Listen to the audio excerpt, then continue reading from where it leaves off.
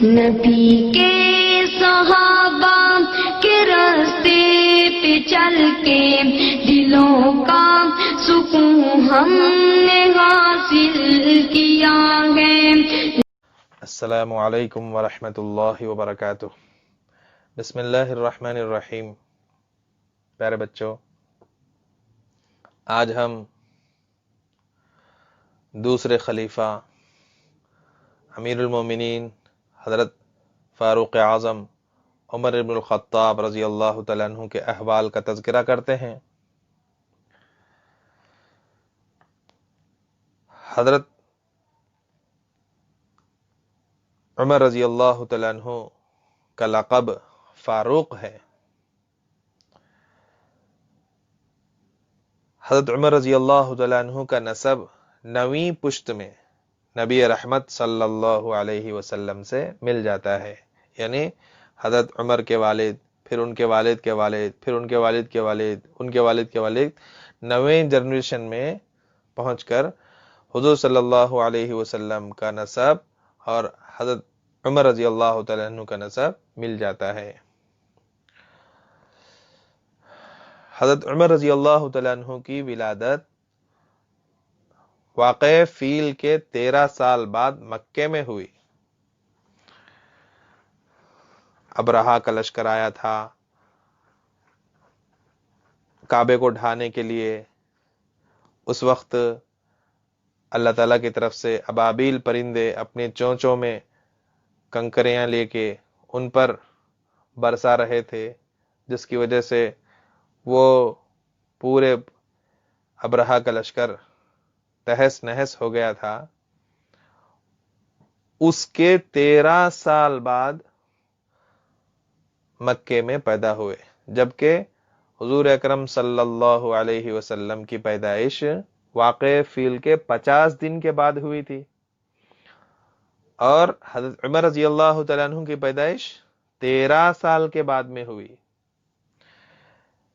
اس حساب سے حضرت عمر رضی اللہ تعالیٰ عنہ حضور اکرم صلی اللہ علیہ وسلم سے عمر میں 13 سال کے چھوٹے ہیں۔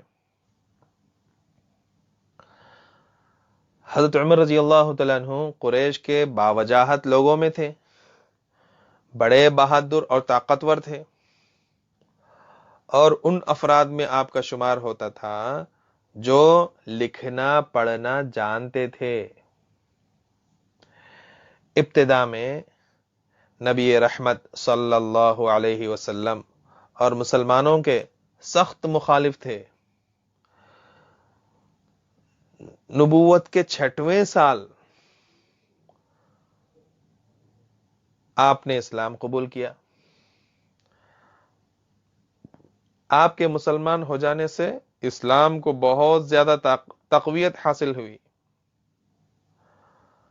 آپ کا اسلام قبول کرنا بھی نبی رحمت صلی اللہ علیہ وسلم کا معجزہ اور خصوصی دعا کا اثر تھا۔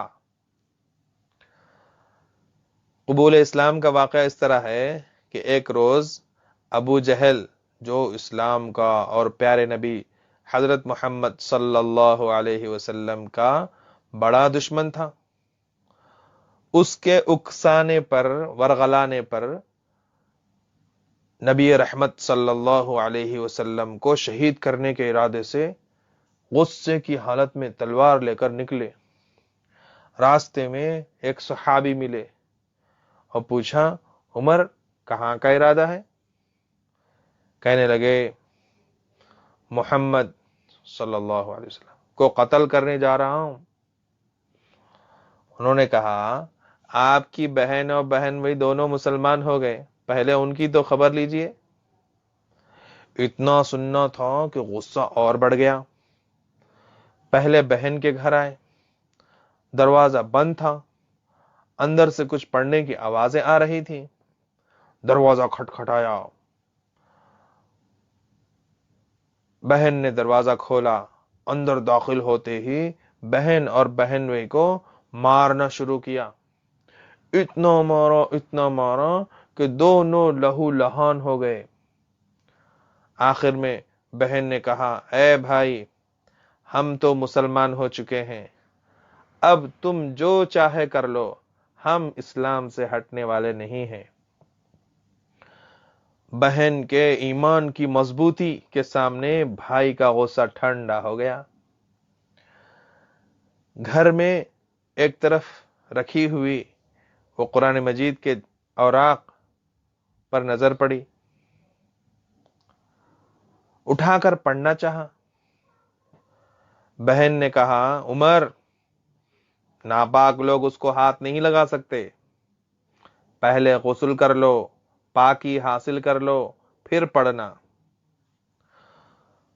چنانچہ غسل کیے، پھر پڑھنا شروع کیے تو قرآنی آیات دل میں اترتی چلی گئیں، اسلام کی سچائی سمجھ میں آنے لگی اور کفر سے نفرت ہونے لگی۔ کہنے لگے، مجھے محمد صلی اللہ علیہ وسلم کی خدمت میں چل کر اسلام قبول کر لینا چاہیے۔ اتنا سنتے ہی وہ صحابی جو اندر مکان میں چھپ گئے تھے، جو ان میاں بیوی کو، ان کے بہن اور بہنوئی کو قرآن پاک پڑھا رہے تھے، وہ باہر آئے اور کہا، عمر مبارک ہو۔ نبی رحمت صلی اللہ علیہ وسلم نے دعا فرمائی تھی کہ یا اللہ، دو شخصوں میں سے ایک کو اسلام کی توفیق دے دے، یا ابو جہل کو یا عمر بن الخطاب کو۔ معلوم ہوتا ہے کہ رسول اللہ صلی اللہ علیہ وسلم کی دعا آپ کے حق میں قبول ہوئی ہے۔ حضرت عمر رضی اللہ تعالیٰ عنہ اسی وقت نبی رحمت صلی اللہ علیہ وسلم کی خدمت میں حاضر ہو کر کلمہ شہادت کا اقرار کیے اور ایمان قبول کیے۔ اس پر نبی کریم صلی اللہ علیہ وسلم نے حضرت عمر رضی اللہ تعالیٰ عنہ کو اپنے سینے سے لگا لیا اور خوب دعائیں دی اور فرمایا، اے اللہ، اس کے سینے کو کینے و عداوت سے خالی کر دے اور ایمان سے بھر دے۔ اس پر وہاں موجود مسلمانوں نے ایسے زور سے تکبیر کہی جو مکے کے گلی کوچوں تک سنائی دی۔ حضرت جبرائیل امین حاضر خدمت ہو گئے نبی پاک صلی اللہ علیہ وسلم کو حضرت عمر رضی اللہ تعالیٰ عنہ کے اسلام لانے کی مبارکباد دینے کے لیے، اور کہا، اس وقت آسمان والے فرشتے بھی آپس میں ایک دوسرے کو حضرت عمر رضی اللہ تعالیٰ عنہ کے اسلام لانے کی آپس میں ایک دوسرے کو خوشخبری اور مبارکباد دے رہے ہیں۔ حضرت عمر رضی اللہ تعالیٰ عنہ کے مسلمان ہوتے ہی کفار مکہ کی پریشانی بڑھ گئی۔ اس دن مسلمان کعبۃ اللہ میں جمع ہو کر علل اعلان نماز ادا کیے۔ جس طرح عام مسلمانوں پر اس زمانے میں ظلم و ستم ہو رہا تھا، مکی دور میں حضرت عمر رضی اللہ تعالیٰ عنہ کو بھی مختلف طور سے ستایا گیا، آپ کو بھی پریشان کیا گیا،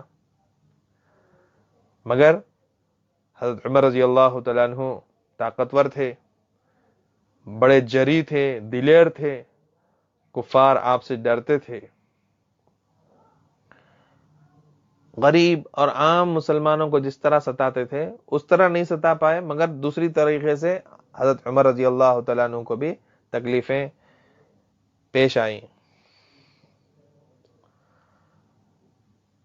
جب مسلمان ہجرت کر کے مدینے کی طرف جا رہے تھے تو کوئی مہاجر ایسا نہیں تھا جس نے چھپ کر ہجرت نہ کی ہو،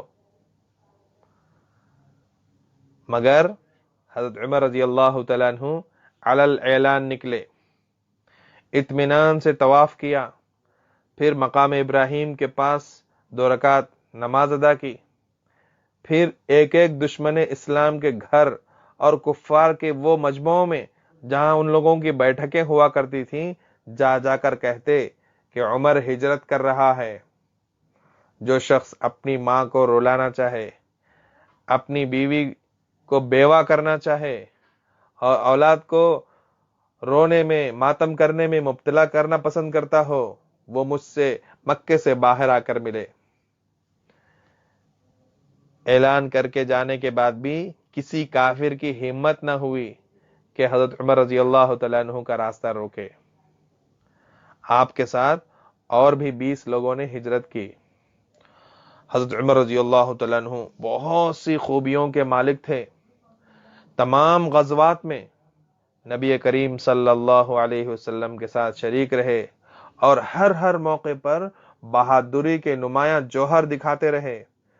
فراست ایمانی کامل درجے کی تھی۔ کئی مرتبہ قرآن مجید حضرت عمر رضی اللہ تعالیٰ عنہ کی رائے کے مطابق نازل ہوا۔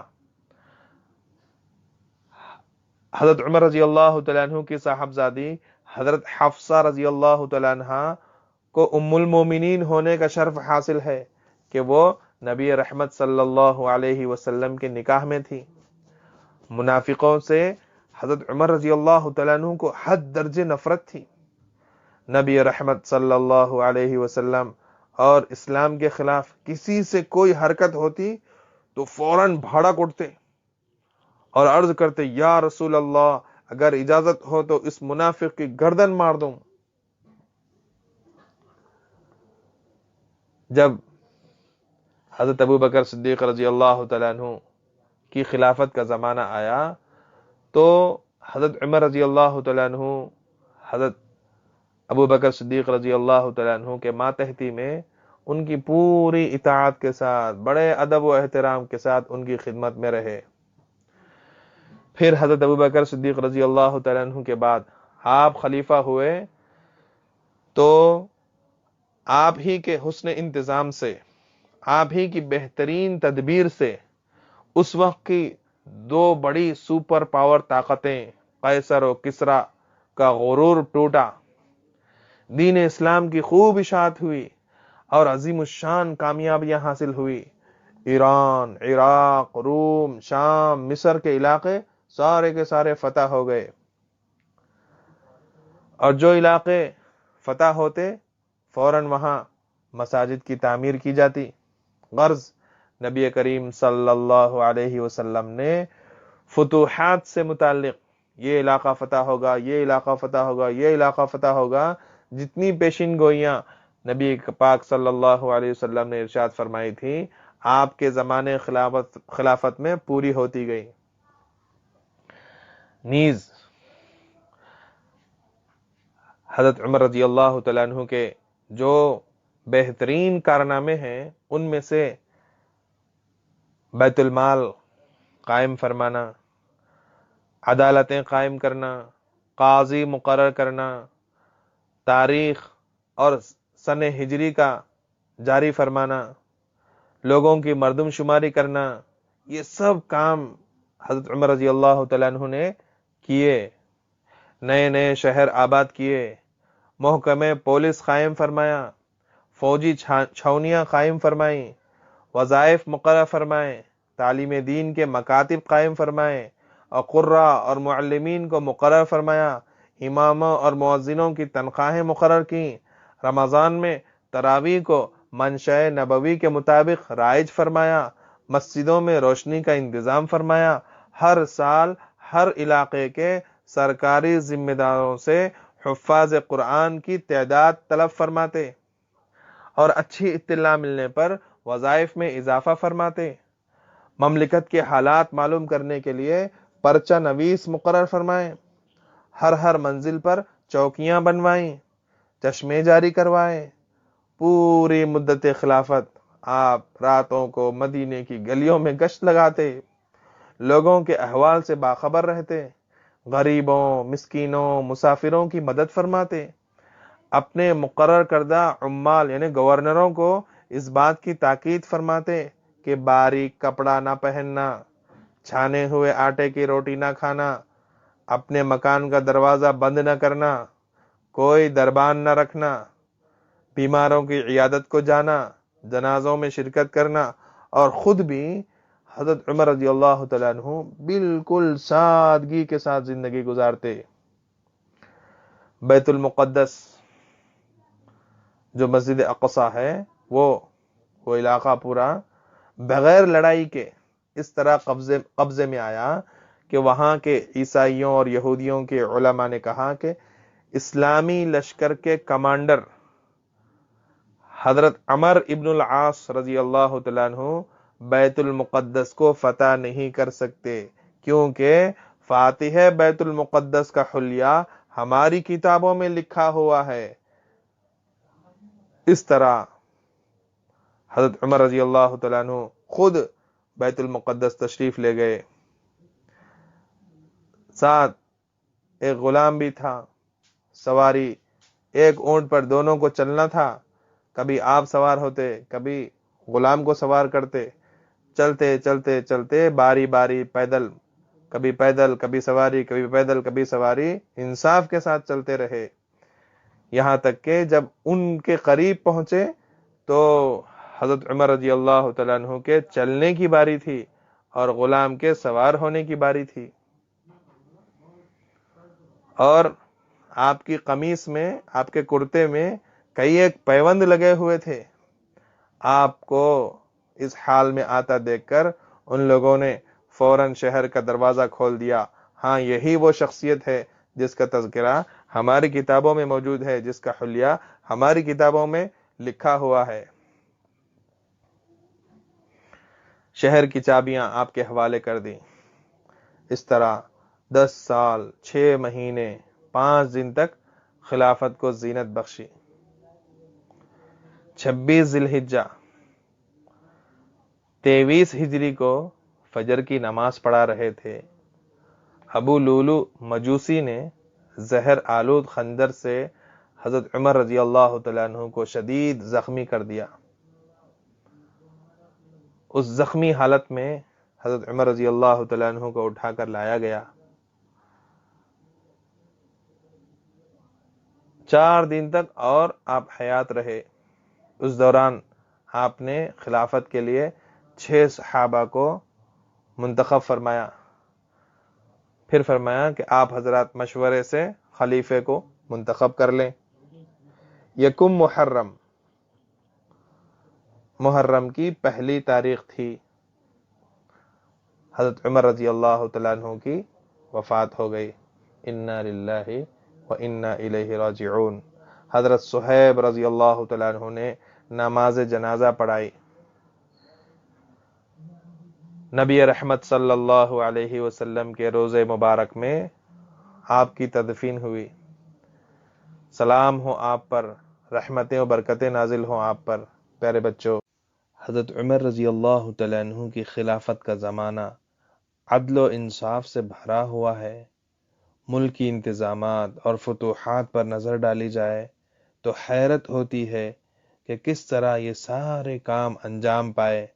اسلام کے غلبے کا جو وعدہ قرآن مجید میں اور نبی رحمت صلی اللہ علیہ وسلم کے ارشادات میں فرمایا گیا تھا، وہ حضرت عمر رضی اللہ تعالیٰ عنہ کے دور خلافت میں پورا ہوا، اور یہ سب نبی رحمت صلی اللہ علیہ وسلم کی تعلیم و تربیت اور صحبت بابرکت اور آپ صلی اللہ علیہ وسلم کی سچی اتباع کا اثر تھا۔